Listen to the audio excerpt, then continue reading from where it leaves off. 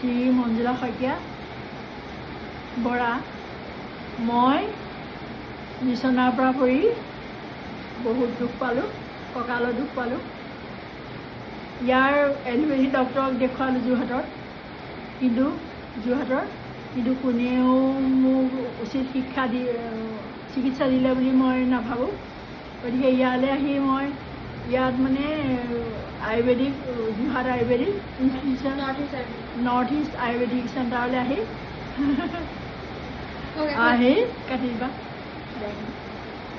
আহি মই ইয়াৰ শুশ্ৰূষাত মুগ্ধ হ'লোঁ। বিশেষকৈ দেৱযানী বৰাৰ হাতখন বহুত ভাল। তেওঁ মোক যিখিনি থেৰাপি দিলে সেইখিনি মই ক'তো কেতিয়াও পাহৰিব নোৱাৰোঁ। বৰ ধুনীয়াকৈ দিলে আৰু তেওঁ থেৰাপিত মই ইয়াৰ ডক্টৰে থেৰাপিত মই বহুত চিকিৎসা ভাল পালোঁ। ইয়াৰ ডক্টৰে মোক কৈছিলে যে সম্পূৰ্ণ ভাল নহ'লেও মই চলিব পৰাকৈ মোক ভাল কৰি দিব বুলি। কিন্তু ইয়াত যোৰহাটৰ এলোপেথি ডক্টৰে মোক বাহিৰলৈ যাবলৈ পৰামৰ্শ দিছিল।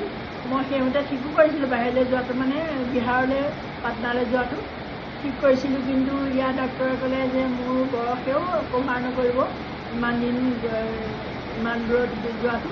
গতিকে মই ইয়াতে যিখিনি মানে চলিব পৰাকৈ চিকিৎসা যিখিনি পাব পাৰোঁ সেইখিনি মই পাম বুলি আশা কৰোঁ। কিমান দিন হ'ল আপোনাৰ ট্ৰিটমেণ্ট লোৱা? মোৰ 7 দিন ল'ব লাগিব বুলি ক'লে। মোৰ 5 দিনতে সম্পূৰ্ণ ভাল পাইছোঁ মানে মই থিয় হ'ব পৰা নাই। মানে এনেই বিষটো কমিছে, কিন্তু গৰমৰ কাৰণে কমিছে নে কিহৰ কাৰণে কমিছে, মোৰতো ঘৰততো গৰমৰ কাৰণে কমিছে বুলি কৈছে। ঠাণ্ডা দিনত বিষটো মোৰ বেছি হয়, গৰমৰ দিনত কম হয় বুলি কৈছে, কিন্তু মোৰ সেইটো বিশ্বাস নহয়। গতিকে মই এতিয়া সম্পূৰ্ণ সুস্থ বুলি ক'ব পাৰে। কিন্তু মই থিয় হ'লে মানে মোৰ মূৰটো অচন্দাই কৰা নিচিনা কৰে, মূৰটো অলপ ঘূৰাই। গতিকে বহু সময় থিয় হৈ থাকিব নোৱাৰোঁ। বাকী বিষটো অনুভৱ নকৰোঁ, ইমান কৰা নাই। গতিকে ভাল হ'ব বুলি আশা কৰিছোঁ। মোক 7 দিন কৈছিলে চিকিৎসা ল'বলৈ।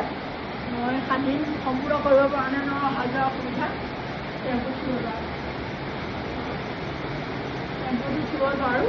সেইকাৰণে মই মানে ভাইটি নিজৰ ল'ৰা এটা আছে যদিও সিও মানে চাকৰি কৰে, সি সময় দিব নোৱাৰে মোক।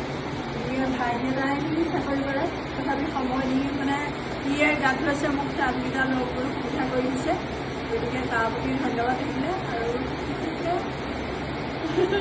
দেৱযানীৰ ওপৰত পুনৰ কৃতজ্ঞ। তেওঁ